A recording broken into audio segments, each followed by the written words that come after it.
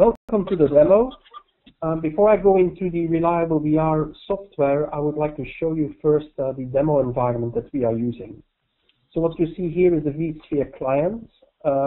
Basically, we have one resource pool called Virtual Shop with 4 virtual machines. The Virtual Shop virtual machine here is the one that runs ReliableDR, so that's a Windows 2008 R2 64-bit machine. The 3 other virtual machines, DB01, Web01, and Web02, these are 3 VMs which are belonging to one application, which are belonging to one service. And the name of this application, the name of this service will be Content Management Service. You can also see that all these virtual machines are up and running. So let me show you this application. Obviously, it's a web-based application. Very simple. When I click the home URL, then it shows me welcome to the Content Management Service. So that's the application. So let me now go into the ReliableDR software itself. So that's what you see here. Here you see the dashboards, and you see all sorts of tests of that and failovers of that Content Management Service that we have configured here. Everything looks green here, so that means that all these tests and failovers were successful. So how do you set up this kind of services? So there is a recovery specification wizard for that, and here you see the 3 VMs that I just showed you in the vSphere client, DB01, Web01, and Web02. They are belonging to the Content Management Service application. Now, before I go in all these details, I propose to start a DR test manually, because that test is going to take 5-6 minutes. And while that test runs, I have enough time to run you through the other configuration settings here. So I cancel this, and I'm going to run this test manual. So this is the workflow, the step-by-step workflow that executes the DR test for the Content Management Service. Basically, it will take a snapshot of the run and the runs where the DB01 VM, DB01, Web01 and Web02 are located, and then it will publish these runs to VMware, power on the machine, execute business rules, and then clean up the whole thing. And I will show you where this workflow will be configured in the software. So this is going to take 5 to 6 minutes. I'm going to turn back to the application itself, and I'll show you more of these properties. So first of all, in the solution, you can define the boot order of this application. So in this case, we will start up the database before we start up the web component. We support, in fact, 10 groups here, starting from 0 up to 9. All this information is coming basically from VMware vCenter. And over here we have the business rule defined. So for the database, for whatever reason, we don't have any business rule defined.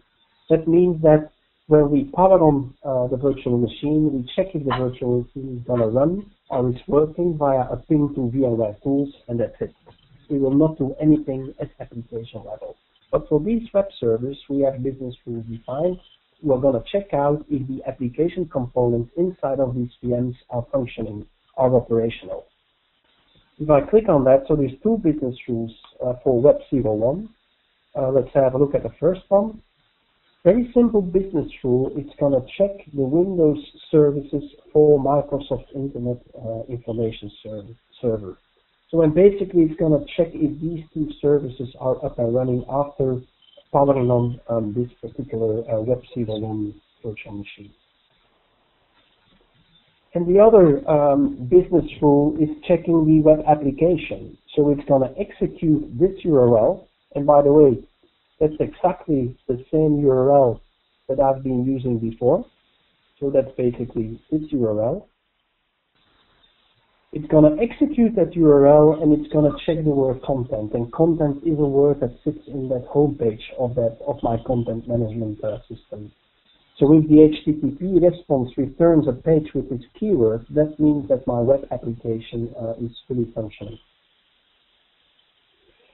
Now, a lot of business rules are out of the box, depending on the operating system, being Linux or Windows. There is out-of-the-box business rules like business rules for Exchange, for Oracle, for web applications in general, and for services if it's Windows, and daemons when it's Linux.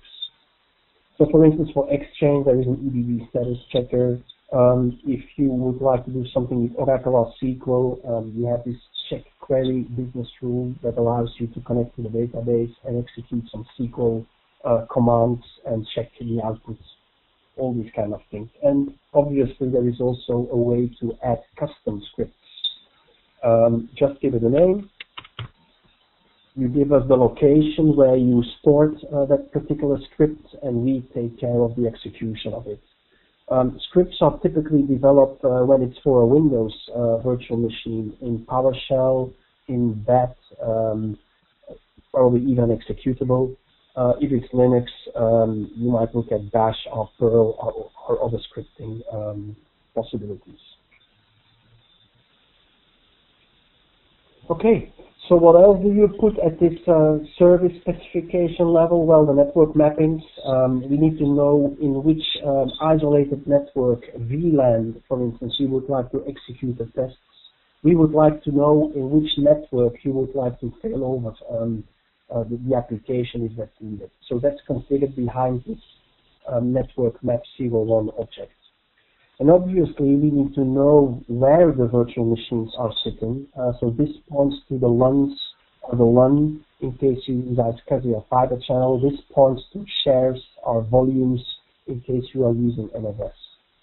And of course RTO, RPOs are configured at application level as well. So in this case we are looking at a recovery time objective of 15 minutes and an expected recovery point objective of 1 hour. Now, in the meantime, I propose to have a look here in the execution of the test, and you see that the color is all green, which means that's all good. Blue means that's in progress. Have a look here. So we powered on this virtual machine. First of all, DB01, that's our boot order, and afterwards Web01 and Web02. And here you see the execution of the business rule that I just showed you. And it's all green, so it means that the application is successful and up and running. So we leave this thing finishing, go back to the recovery specification wizard. So there is other things that you configure on top at service level, at application level. For instance, what are the ESX hosts, the vSphere hosts that you will use for test and failover at your disaster recovery site? In this case, we are using 2 vSphere hosts. And there is other specifications that you can put, like, do you want to suspend VMs which are up and running before you do a failover in order to free up resources at your disaster recovery site? Well, in this screen we are going to configure that. Job dependencies, and then also retention policy. That means how many snapshots, how many certified recovery points, how many failover points would you like to keep, and how long for this specific application. And in fact, here it's defined that we would like to keep 3 snapshots. So if we do via the job scheduler an automated, non-disruptive continuous test every hour, we will keep 3 copies. And then the 4th test that we run will replace the 1st copy, and so on. And this screen, in fact, shows the different orchestration workflows that we are currently supporting. So this is the one that we now executed. So we are executing, or we did, because I think it's finished in the meantime. So we executed the DR test workflow. These are all steps which are out of the box. You can click them, you can check them, you can uncheck them. What you also can do is you can put your proper scripts or your proper custom scripts inside of this workflow, and you can put it somewhere in the middle, and then you can define, right, okay, this is something that you have to execute, etc. So what we are going to do next is, after this test is completed, I'm going to simulate a failure of this application, and then we are going to execute a failover. So basically we're going to execute this process to show you how that works and how to fail over from an application failure and get the business up and running compliant with the service level agreement, both RTO and RPO. Let's have a look at the execution of my test. So this was the test. It's done. So it's green here. That means that it's successful. And in fact, what we are doing while we are testing, we are going to measure the test.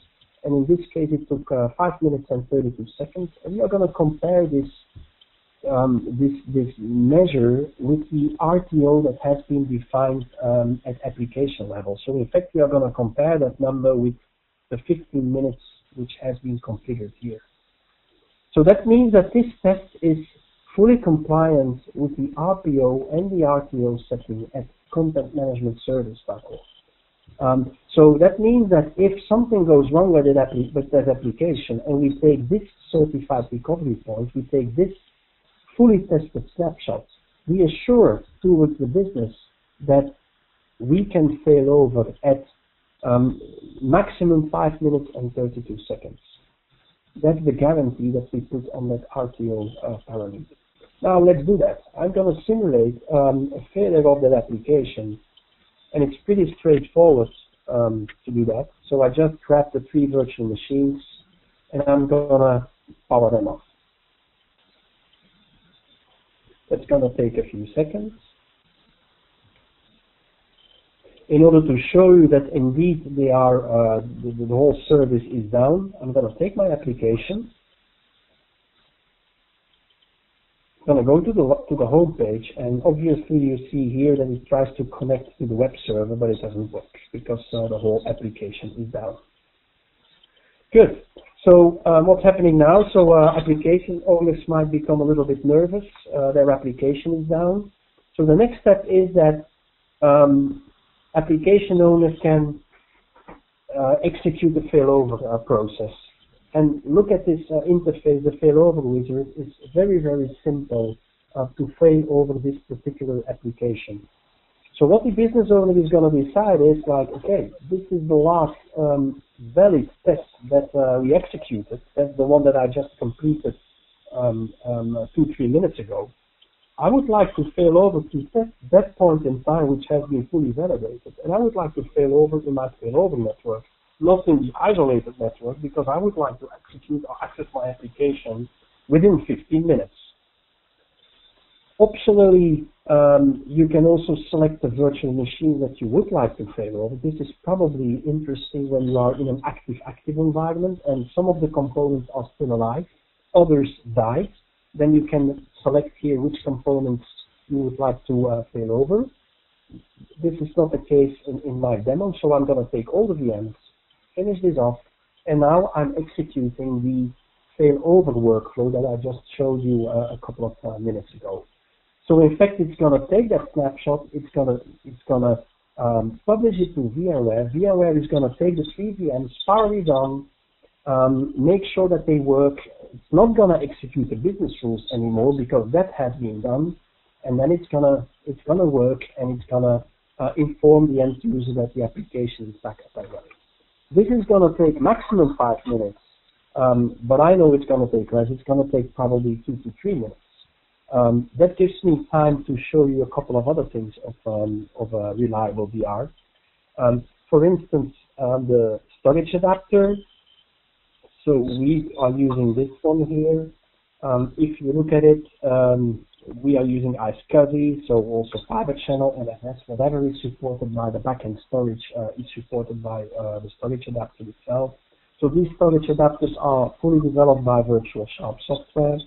And over here you see the specification of the LUN where the DB01, Web01, and Web02 are residing. So with this storage adapter, our system knows exactly where to take, or which LUN or LUNs to take the snapshots from. Okay, let's have a quick look here.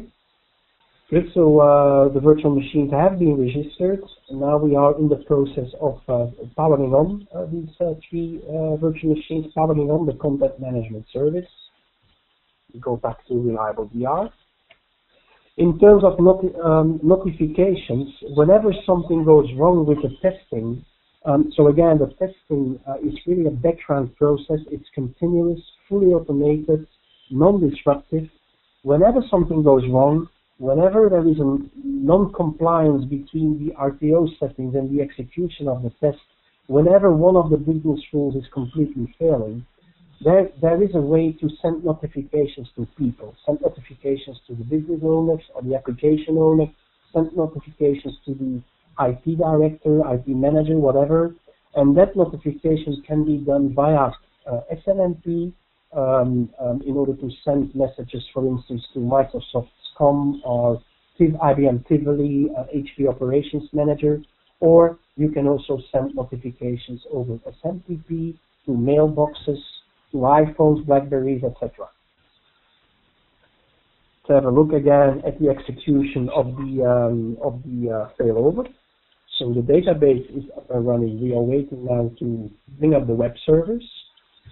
So it looks like we are about to complete that process successfully. All the lines are green. We are going back to the dashboard. We do a little refresh. And here is my failover to that CRP. It took me nearly 3 minutes. It has been executed successfully. So now we have the failover. Let's see if it all works. So I go back to my application. I relaunch my content management service, and I get my home page. So I'm back up and running.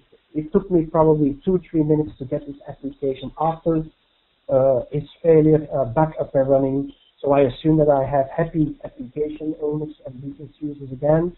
That ends up my demo. Back to you, Phil.